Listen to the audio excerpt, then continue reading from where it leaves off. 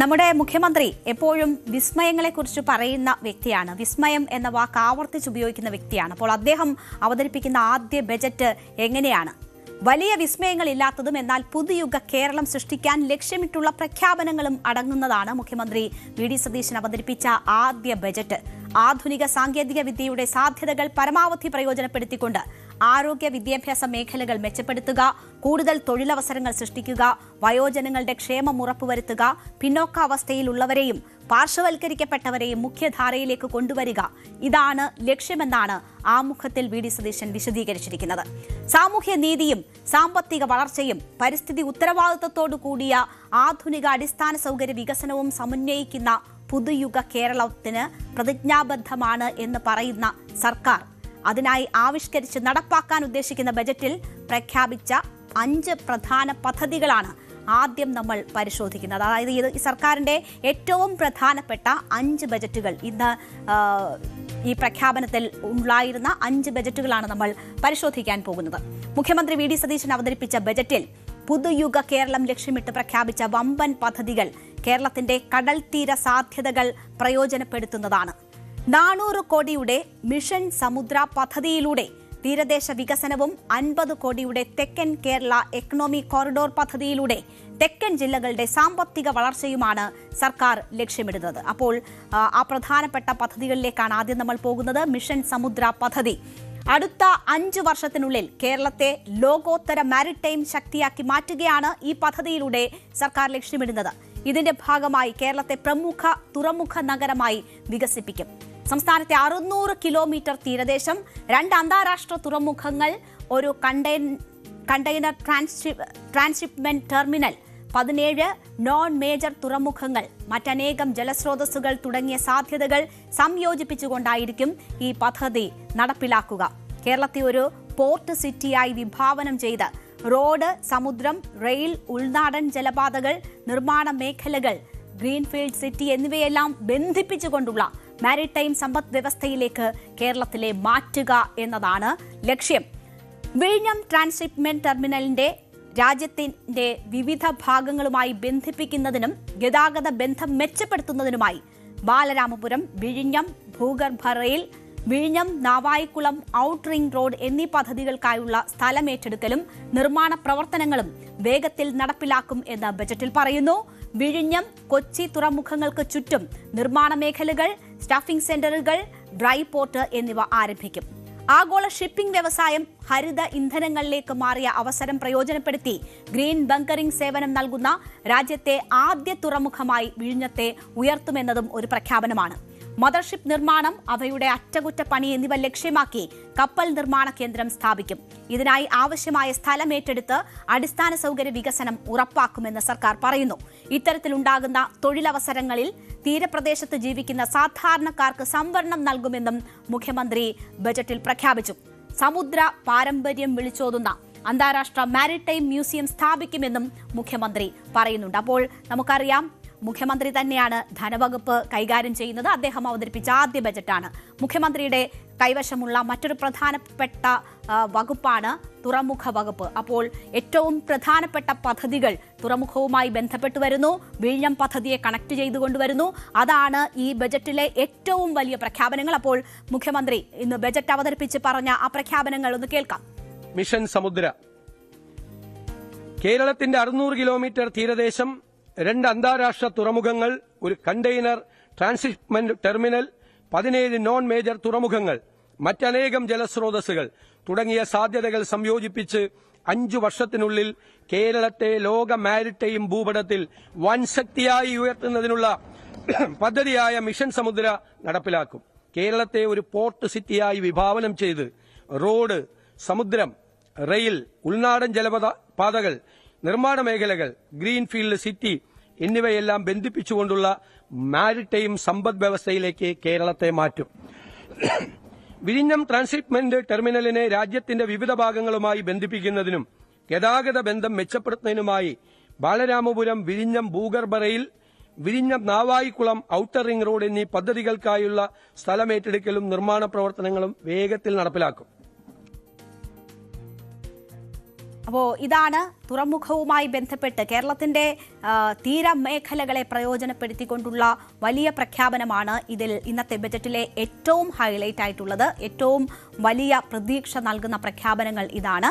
നേരത്തെ തന്നെ മുഖ്യമന്ത്രിയായി അധികാരം ഏറ്റെടുത്തപ്പോൾ മുതൽ തന്നെ അദ്ദേഹം നൽകുന്ന സൂചനകൾ അത് തന്നെയായിരുന്നു. വലിയൊരു പോർട്ട് സിറ്റിയായി കേരളത്തെ മാറ്റുക എന്നതാണ് പ്രധാന ലക്ഷ്യമെന്നത് ചൂണ്ടിക്കാട്ടിയിരുന്നു. അത് അനുസരിച്ചുള്ള പ്രഖ്യാപനങ്ങളാണ് ഉണ്ടാകുന്നത്. മറ്റൊരു പ്രധാനപ്പെട്ട പ്രഖ്യാപനമാണ് സതേൺ കേരള എക്കണോമിക് കോറിഡോർ. അപ്പോൾ എന്താണ് അതിലൂടെ ലക്ഷ്യമിടുന്നത്? തിരുവനന്തപുരം, കൊല്ലം, ആലപ്പുഴ ജില്ലകളെ തന്ത്രപരമായ ദേശീയ പ്രാധാന്യമുള്ള ഏകീകൃത സാമ്പത്തിക മേഖലയായി യോജിപ്പിക്കുന്ന പദ്ധതിയാണിത്. Southern Kerala economic corridor. അങ്ങനെ ഒരു കോറിഡോർ സൃഷ്ടിക്കുമെന്നതാണ് മുഖ്യമന്ത്രി വി ഡി സതീശൻ ഇന്നത്തെ ബജറ്റിൽ പ്രഖ്യാപിച്ചിരിക്കുന്നത്. ലോകോത്തരമായ വിഴിഞ്ഞത്തെ ആഴക്കടൽ തുറമുഖം, തീരദേശത്തെ നിർണായകമായ ധാതുസമ്പത്ത്, അപൂർവ ധാതുക്കളുടെ നിക്ഷേപങ്ങൾ, ബഹിരാകാശ സാങ്കേതിക സ്ഥാപനങ്ങൾ, സമാനതകളില്ലാത്ത സാധ്യതകളുള്ള ഒരു ബ്ലൂ എക്കണോമി എന്നിങ്ങനെ സവിശേഷ ഘടകങ്ങൾ ഒത്തുചേരുന്നതാണ് ഈ മൂന്ന് ജില്ലകളെന്ന് ബജറ്റിൽ അദ്ദേഹം ചൂണ്ടിക്കാട്ടുന്നു. പദ്ധതിയിലൂടെ തിരുവനന്തപുരം കേരളത്തിന്റെ നോളജ് ആൻഡ് സ്പേസ് ടെക്നോളജി ഹബ്ബായും കൊല്ലം ധാതു സംസ്കരണത്തിന്റെയും അപൂർവ ധാതുക്കളുടെയും കേന്ദ്രവുമായും ആലപ്പുഴ ഇന്ത്യയുടെ ബ്ലൂ എക്കണോമി തലസ്ഥാനമായും മാറും എന്നതാണ് അദ്ദേഹം ചൂണ്ടിക്കാട്ടുന്നത്. ഒറ്റപ്പെട്ട പദ്ധതികളിലൂടെയല്ല, സംയോജിത പ്രാദേശിക ക്ലസ്റ്ററുകളിലൂടെയാണ് ആധുനിക സാമ്പത്തിക വളർച്ച കൂടുതലായി സംഭവിക്കുന്നത്. അപ്പോൾ ലോജിസ്റ്റിക്സ്, സാങ്കേതികവിദ്യ, ഉൽപാദനം, ഗവേഷണം, പ്രകൃതി വിഭവങ്ങൾ എന്നിവയെ ഒരൊറ്റ വികസന ചട്ടക്കൂടിലേക്ക് ബന്ധിപ്പിക്കുന്നതിലൂടെ ഈ ദക്ഷിണ കേരള സാമ്പത്തിക ഇടനാഴി ശക്തമായ സമ്മിശ്ര സമ്പദ് വ്യവസ്ഥ സൃഷ്ടിക്കും എന്നതാണ് മുഖ്യമന്ത്രിയുടെ, ധനമന്ത്രിയുടെ ഇതിലുള്ള കാഴ്ചപ്പാട്. സ്വകാര്യ നിക്ഷേപം ആകർഷിക്കുകയും ഭാവിയിൽ കേരളത്തിന്റെ തന്നെ തന്ത്രപ്രധാനവും സമുദ്രബന്ധിതവുമായ വികസന മേഖലകളിൽ മുൻനിര സ്ഥാനത്ത് എത്തിക്കുന്നതിനും ഇത് സഹായകമാകും എന്നതാണ് ധനമന്ത്രി വിശദീകരിക്കുന്നത്. വിശദമായ പ്രോജക്ട് റിപ്പോർട്ട് തയ്യാറാക്കും. ഈ ആശയങ്ങൾ നടപ്പിലാക്കുന്നതിനാവശ്യമായ അടിസ്ഥാന സൗകര്യങ്ങൾ, ഭരണപരവും നയപരവുമായ ഇടപെടലുകൾ എന്നിവയെക്കുറിച്ച് പഠിക്കുന്നതിന് ഒരു വിദഗ്ധ ഏജൻസി വഴി വിശദമായ പ്രോജക്ട് റിപ്പോർട്ട് തയ്യാറാക്കുമെന്ന് പറയുന്നു. ഇതിനായി വകയിരുത്തിയിരിക്കുന്നത് 150 കോടി രൂപയാണ്. Rare earth and critical mineral കോറിഡോറിനായി കൂടി പണം നീക്കിവെച്ചിട്ടുണ്ട്. സതേൺ കേരള എക്കണോമിക് കോറിഡോറിനായി 50 കോടി. അങ്ങനെയാണ് 150 കോടി വിലയിരുത്തിയിരിക്കുന്നത്. അപ്പോൾ ഇതാണ് മറ്റൊരു സുപ്രധാനമായ പ്രഖ്യാപനം. ഇതിനെക്കുറിച്ചുള്ള കാഴ്ചപ്പാട് കൂടി കേൾക്കാം. Global job watch tower. അതിവേഗം മാറിക്കൊണ്ടിരിക്കുന്ന ആഗോള സമ്പദ് വ്യവസ്ഥയ്ക്ക് അനുസൃതമായി കേരളത്തിലെ യുവജനങ്ങളെ സജ്ജരാക്കുകയും നമ്മുടെ വിദ്യാഭ്യാസ നൈപുണ്യ വികസന സംവിധാനങ്ങൾ ഭാവിയിലെ തൊഴിലവസരങ്ങളുമായി കൂടുതൽ യോജിപ്പിക്കുകയും ചെയ്യുന്നതിനായി സർക്കാർ ഒരു ഗ്ലോബൽ ജോബ് വാച്ച് ടവർ എന്ന സംസ്ഥാനതല future skills and employment intelligence mission സ്ഥാപിക്കും. Space economy. ബഹിരാകാശ മേഖലയിലെ വർദ്ധിച്ചുവരുന്ന സ്വകാര്യ സ്റ്റാർട്ടപ്പുകൾ യുവ എഞ്ചിനീയർമാർക്ക് അപ്സ്ട്രീം സാറ്റലൈറ്റ് റോക്കറ്റ് നിർമ്മാണം മുതൽ ഡൌൺസ്ട്രീം ഡാറ്റ അനലിറ്റിക്സ് വരെയുള്ള മേഖലകളിൽ വൻ തൊഴിലവസരങ്ങളാണ് തുറന്നിടുന്നത്. സാറ്റലൈറ്റ് ടെക്നോളജിക്ക് ഊന്നൽ നൽകിയുള്ള ഗവേഷണ സ്ഥാപനങ്ങൾ ആരംഭിക്കും. ഇതിലേക്ക് കൂടുതൽ വിദ്യാർത്ഥികളെ ആകർഷിക്കാൻ നടപടികൾ സ്വീകരിക്കും. കേരളത്തെ ഉന്നത വിദ്യാഭ്യാസത്തിന്റെ ഒരു പ്രധാന ലക്ഷ്യസ്ഥാനമാക്കി മാറ്റുന്നതിനും അതുവഴി ഉയർന്ന ഗുണനിലവാരമുള്ള വിദ്യാഭ്യാസത്തിനായി വിദ്യാർത്ഥികൾ സംസ്ഥാനത്തിന് പുറത്തുപോകുന്ന പ്രവണത മാറ്റുന്നതിനും ഈ സർക്കാർ ദൃഢനിശ്ചയമെടുത്തിട്ടുണ്ട്. അപ്പോ ഇതാണ് നമ്മുടെ തുറമുഖ മേഖലകളുമായി ബന്ധപ്പെട്ട് ഉള്ള തീരമേഖലയുമായി ബന്ധപ്പെട്ടുള്ള വലിയ 2 പ്രഖ്യാപനങ്ങൾ. ഇനി മുഖ്യമന്ത്രി വി ഡി സതീശൻ നേരത്തെ തന്നെ സൂചിപ്പിച്ചിട്ടുള്ളതാണ് കേരളത്തിലെ വിമാനത്താവളങ്ങൾ, ഒപ്പം തന്നെ ഏവിയേഷൻ ഹബ്ബായി കേരളത്തെ മാറ്റാനുള്ള കാഴ്ചപ്പാട്. അതിന്റെ പ്രഖ്യാപനവും ഇന്നത്തെ ബജറ്റിലുണ്ടാകുന്നു. ഏഷ്യയിലെ ഏറ്റവും വലിയ ഏവിയേഷൻ ലോജിസ്റ്റിക് ഹബ്ബായി കേരളത്തെ മാറ്റുമെന്നാണ് മുഖ്യമന്ത്രി വി ഡി സതീശൻ പ്രഖ്യാപിച്ചിരിക്കുന്നത്. നിലവിലുള്ള 4 അന്താരാഷ്ട്ര വിമാനത്താവളങ്ങളെ കേന്ദ്രീകരിച്ചുള്ള പദ്ധതിയുടെ പ്രാരംഭഘട്ട പ്രവർത്തനങ്ങൾക്കായി 200 കോടി രൂപയാണ് വകയിരുത്തിയിരിക്കുന്നത്. സംസ്ഥാനത്ത് വർദ്ധിച്ചു വരുന്ന വ്യോമയാന ആവശ്യകതകൾ, കയറ്റുമതി, ലോജിസ്റ്റിക്സ്, വിനോദസഞ്ചാര മേഖലയിലെ വലിയ സാധ്യതകൾ എന്നിവ കണക്കിലെടുത്താണ് ഈ വികസന പദ്ധതികൾ ആവിഷ്കരിക്കുന്നതെന്ന് മുഖ്യമന്ത്രി വ്യക്തമാക്കി.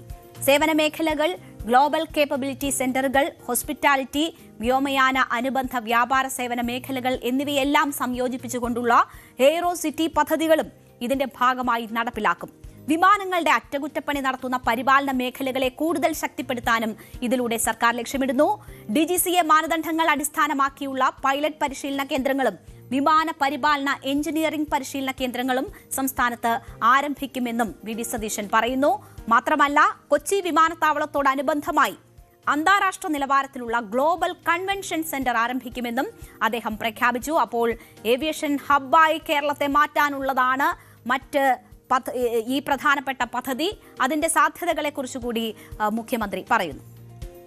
വർദ്ധിച്ചു വരുന്ന വ്യോമയാന ആവശ്യകത, കയറ്റുമതി, ലോജിസ്റ്റിക്സ്, വിനോദസഞ്ചാര മേഖലകളിലെ സാധ്യതകൾ എന്നിവ കണക്കിലെടുത്തുകൊണ്ട് സംസ്ഥാനത്തെ 4 അന്താരാഷ്ട്ര വിമാനത്താവളങ്ങളെയും കേന്ദ്രീകരിച്ച് കേരളത്തെ ഏഷ്യയിലെ പ്രധാന ഏവിയേഷൻ ലോജിസ്റ്റിക്സ് ഹബ്ബാക്കി വികസിപ്പിക്കുന്നതിനുള്ള വിവിധ അടിസ്ഥാന സൌകര്യ വികസന പദ്ധതികൾ ആവിഷ്കരിക്കുന്നതാണ്.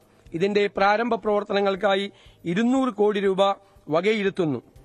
സർ, ഇതിൽ സേവന മേഖലകൾ, ഗ്ലോബൽ കേപ്പബിലിറ്റി സെന്ററുകൾ, ഹോസ്പിറ്റാലിറ്റി, വ്യോമയാന അനുബന്ധ വ്യാപാര സേവന മേഖലകൾ എന്നിവ ഉൾക്കൊള്ളുന്ന എയ്റോ പാർക്ക്, എയ്റോ സിറ്റി പദ്ധതികളും നടപ്പിലാക്കും. കൊച്ചിൻ എയർപോർട്ടിനോടനുബന്ധമായി അന്താരാഷ്ട്ര നിലവാരത്തിലുള്ള ഒരു ഗ്ലോബൽ കൺവെൻഷൻ സെന്റർ ആരംഭിക്കും.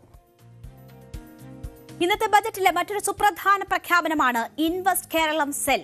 നമുക്കറിയാം, നമുക്ക് മികച്ച മനുഷ്യ വിഭവശേഷിയുണ്ട്, ഉയർന്ന സാക്ഷരതയുണ്ട്, മികച്ച ആരോഗ്യ വിദ്യാഭ്യാസ സൂചികകൾ കേരളത്തിന് സ്വന്തമാണ്, ശക്തമായ ഉപഭോക്തൃ വിപണിയുണ്ട്, സാമൂഹ്യ സ്ഥിരത എന്നിവയും കേരളത്തിന്റെ പ്രത്യേകതയാണ്.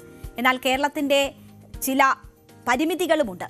ഭൂമി ലഭ്യത അടക്കമുള്ള ഘടകങ്ങളാണ് നമുക്ക് ഏറ്റവും തടസ്സമായി നിൽക്കുന്നത്. ഇവ മാറിയാൽ മാത്രമേ സാമ്പത്തിക വളർച്ചയ്ക്കും സമഗ്ര പ്രാദേശിക വികസനത്തിനും ഉതകുന്ന തരത്തിലുള്ള നിക്ഷേപകരെ ആകർഷിക്കാൻ സാധിക്കുകയുള്ളൂ എന്നതാണ് ഈ ബജറ്റിലെ കാഴ്ചപ്പാട്. ഇത് പരിഹരിക്കുന്നതിനായി ഇൻവെസ്റ്റ് കേരളം സെൽ പ്രഖ്യാപിച്ചിരിക്കുന്നു.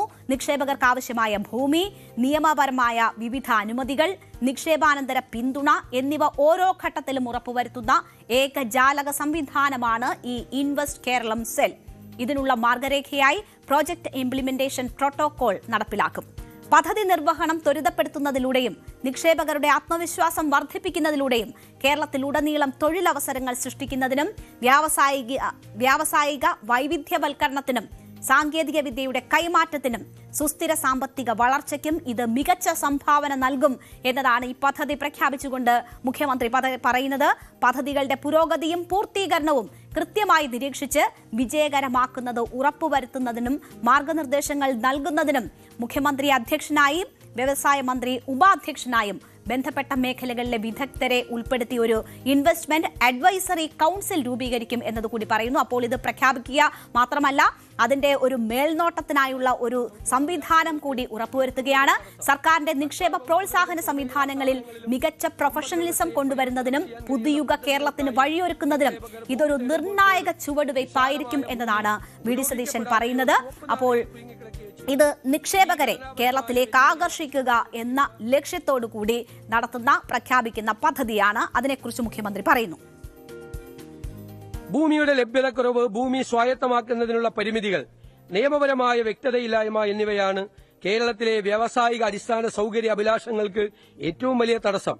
സർക്കാർ വകുപ്പുകളിലും പൊതുമേഖലാ സ്ഥാപനങ്ങളിലും സമ്പദ് വ്യവസ്ഥയെ പരിവർത്തനം ചെയ്യാൻ കഴിയുന്ന പദ്ധതികൾക്കായി നിക്ഷേപകർ ഭൂമി തേടുമ്പോൾ പോലും വിശാലമായ ഭൂമി ഉപയോഗിക്കപ്പെടാതെയോ ചുവപ്പ് നാടയിൽ കുരുങ്ങിക്കിടക്കുകയോ ചെയ്യുന്നു.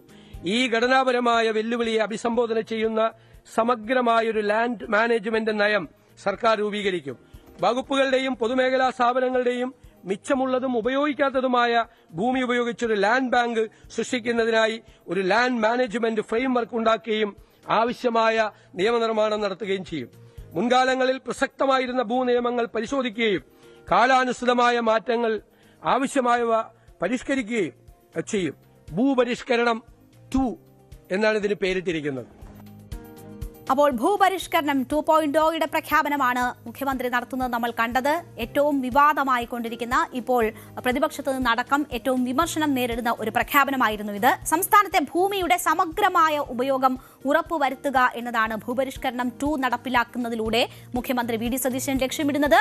ഇതിനായി മുൻകാലങ്ങളിൽ പ്രസക്തമായിരുന്ന ഭൂനിയമങ്ങൾ പരിശോധിക്കുകയും കാലാനുസൃതമായ മാറ്റങ്ങൾ ആവശ്യമായവ പരിഷ്കരിക്കുകയും ചെയ്യുക എന്നതാണ് ഉദ്ദേശിക്കുന്നത്. ഭൂമിയുടെ ലഭ്യതക്കുറവ്, ഭൂമി സ്വായത്തമാക്കുന്നതിനുള്ള പരിമിതികൾ, നിയമപരമായ വ്യക്തതയില്ലായ്മ എന്നിവയാണ് കേരളത്തിലെ വ്യാവസായിക അടിസ്ഥാന സൗകര്യ വികസന അഭിലാഷങ്ങൾക്ക് തടസ്സം എന്നത് കണ്ടുകൊണ്ടാണ് സർക്കാർ ഇങ്ങനെ ഒരു പദ്ധതി പ്രഖ്യാപിക്കുന്നത്. സമ്പദ് വ്യവസ്ഥയെ മെച്ചപ്പെടുത്താൻ കഴിയുന്ന പദ്ധതികൾക്കായി സർക്കാർ വകുപ്പുകളിലും പൊതുമേഖലാ സ്ഥാപനങ്ങളിലും വെറുതെ കിടക്കുന്ന മിച്ചം ഭൂമി പ്രയോജനപ്പെടുത്തും. നിലവിൽ നിക്ഷേപകർ ഭൂമി തേടി വരുമ്പോൾ വിശാലമായ ഭൂമി ഉപയോഗപ്പെടാതെ കിടക്കുകയോ ചുവപ്പുനാടയിൽ കുടുങ്ങിക്കിടക്കുകയോ ആണ്. ഈ പ്രശ്നം പരിഹരിക്കുന്നതിന് സമഗ്രമായ ലാൻഡ് മാനേജ്മെന്റ് നയം സർക്കാർ രൂപീകരിക്കുമെന്നും വി.ഡി. സതീശൻ പറഞ്ഞു. സർക്കാർ വകുപ്പുകളിലും പൊതുമേഖലാ സ്ഥാപനങ്ങളിലും വെറുതെ കെട്ടിക്കിടക്കുന്ന മിച്ചഭൂമി പ്രയോജനപ്പെടുത്താൻ ലാൻഡ് ബാങ്ക് സൃഷ്ടിക്കുന്നതിനായി ലാൻഡ് മാനേജ്മെന്റ് ഫ്രെയിംവർക്ക് ഉണ്ടാക്കുകയും ആവശ്യമായ നിയമനിർമ്മാണം നടത്തുകയും ചെയ്യുമെന്നും പറയുന്നു. വാണിജ്യ സംരംഭങ്ങൾക്കായി ഭൂമി പരിവർത്തനം ചെയ്യുന്ന പ്രക്രിയ വേഗത്തിലാക്കുക എന്നൊരു ലക്ഷ്യം കൂടിയുണ്ട്. വലിയ പദ്ധതികൾക്കായി ലാൻഡ് പൂളിംഗ് ഫ്രെയിംവർക്ക് അവതരിപ്പിക്കും.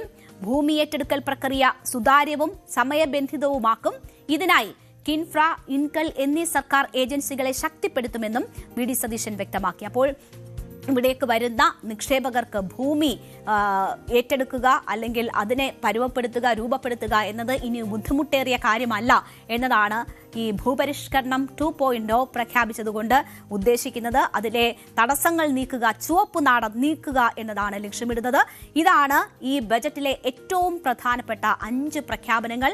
അത് ഇങ്ങോട്ടേക്ക് നിക്ഷേപകരെ ആകർഷിക്കാനുള്ളതാണ്, വൻകിട പ്രോജക്റ്റുകൾ സാധ്യമാക്കാനുള്ളതാണ്, നമ്മുടെ തീരമേഖലയെ പ്രയോജനപ്പെടുത്താനുള്ളതാണ്, ഒപ്പം നമ്മുടെ ഏവിയേഷൻ മേഖലയിലെ സാധ്യതകൾ പ്രയോജനപ്പെടുത്താനുള്ളതാണ്. ഇതാണ് വി.ഡി. സതീശൻ അവതരിപ്പിച്ച ഈ ബജറ്റിലെ ഏറ്റവും പ്രധാന പ്രഖ്യാപനങ്ങൾ, പുതുയുഗ കേരളത്തിനായുള്ള പ്രഖ്യാപനങ്ങൾ. നമ്മളൊരു ചെറിയ ഇടവേള. കൂടുതൽ വാർത്തകൾക്ക് news 18 Keralam YouTube channel subscribe ചെയ്യുക.